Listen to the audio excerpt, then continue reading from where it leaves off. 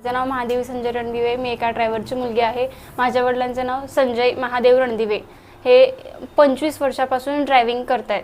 त्यांच्या हातून आजपर्यंत जर एखादा ॲक्सिडेंट सुद्धा झाला नाही आहे, पण इन फ्युचर कुणाचं काही सांगता येत नाही।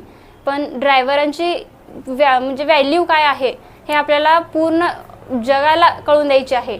ड्रायव्हरची व्हॅल्यू, एका ड्रायव्हरची फॅमिली किती असू शकेल हे सांगता येत नाही।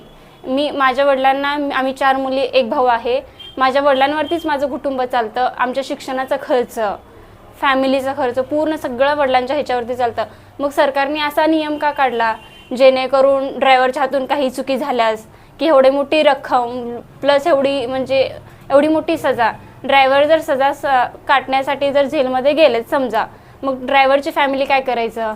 ड्रायव्हरच्या फॅमिलीमध्ये किती स्त्रिया आहेत आणि किती नाही आहेत हे माहिती आहे का तुम्हाला? जर माहिती असेल तर मग असा हा नियम का काढलात? प्रत्येक मुलगी हे प्रत्येक पुरुषाच्या खांद्याला खांदा लावून लढू शकते हे माझ्या वडिलांनी मला कळवलं आणि आज मी स्वतःच्या पायावर उभी आहे। मी निरामय जयकर सरांकडे हॉस्पिटलमध्ये OT असिस्टंट म्हणून काम करते। बट मी एक मुलगी, एका ड्रायव्हरची मुलगी आहे। मी स्वतः सेटल झालेले आहे माझ्या वडिलांच्या ह्याच्याने। पण बाकीच्या ड्रायव्हरच्या मुली लहान असतील, मोठ्या असतील किंवा काही असेल नसेल काही सांगता येत नाही। मग हा नियम ड्रायव्हरांसाठी तर हा योग्य नाही आहे।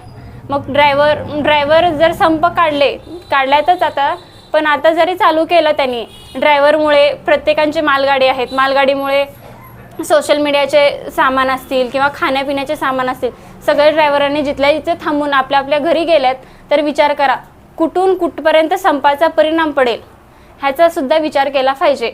ड्रायव्हर म्हणलं तरी पण पेट्रोल टँकरवाले आहेत। पेट्रोल टँकरवाले जर थांबवले की समजा त्यांनी विचार केला की नाही आम्ही पण जाणार, ड्रायव्हराची एकट्यांची चुकी नसते। ॲक्सिडेंट होण्यामागे 2 व्हीलरवाले असतात, जेणेकरून ते म्हणजे गाडी रफ चालवतात त्यांच्या ह्याच्यामुळे, किंवा एका हाताने कधी टाळी वाजत नाही। ड्रायव्हरच्या पण हातून चुकी होऊ शकते, मान्य आहे, बाकीच्या पब्लिककडून पण चुकी होऊ शकते ना। पण मग ड्रायव्हरलाच का सजा? फक्त हां सजा मान्य आहे, सजा द्या, करा, पण एवढी मोठी तरी नाही। ड्रायव्हरचं 1 वर्षाचं उत्पन्न नाही आहे तेवढी तुम्ही मोठी रक्कम त्यांच्याकडून दंडामध्ये घेताय, आणि दंडामध्ये घेताय प्लस एवढी मोठी सजा पण देताय। काय उपयोगाचं आहे सरकारचं? सरकारला पण कळलं पाहिजे। फक्त भारतासाठी पोलीस, इंडियन आर्मी, बाकीचे कोणी लढत नसतील तरी पण एक ड्रायव्हर सुद्धा लढू शकतो। एका ड्रायव्हर स्वतःच्या पोटाचा विचार करून नाही तर देशाचा पण विचार करून तो काम करत असतो। प्रत्येकांची इच्छा असते, आकांक्षा असते की आपण हे करावं ते करावं। ड्रायव्हरची पण असते। ड्रायव्हरला तुम्ही एवढी मोठी सजा दिल्यावर काय उपयोगाचं आहे? सर्व मी ड्रायव्हर बंधूंना मी विनंती करते की ज्यांची ट्रक आहे त्यांनी तिथेच लावून आपल्या घरी जावे, आणि तुमची ड्रायव्हरची व्हॅल्यू हे जगाला आणि सरकारला सुद्धा कळाली पाहिजे।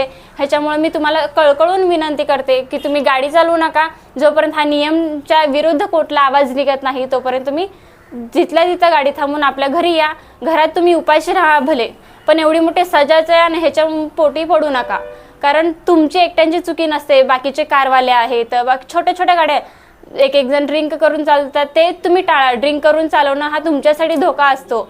तुमची फॅमिली सुद्धा वाट बघत असते घरी, हां आज नाही तर उद्या येतील, पप्पा येतील, मिस्टर येतील म्हणून सगळेजण वाट बघत असतात। तुमची पण चुकी आहे, मान्य आहे, पण सरकारने एवढं मोठं तुम्हाला दंड द्यायला नाही पाहिजे होता, ते सुद्धा मी मान्य करते। आणि तुम्ही सुद्धा सुधारा आणि सरकारला सुद्धा सुधारण्याची संधी द्या असे माझे म्हणणं आहे, प्लीज।